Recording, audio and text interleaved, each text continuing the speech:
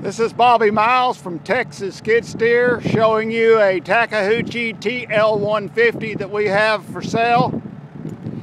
It has a 97 horsepower diesel engine, over a 7,000 pound tipping load. We'll walk up close to it, give you a good look at the tracks.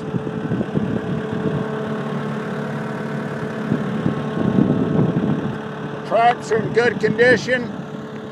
There's no welds or cracks on the booms.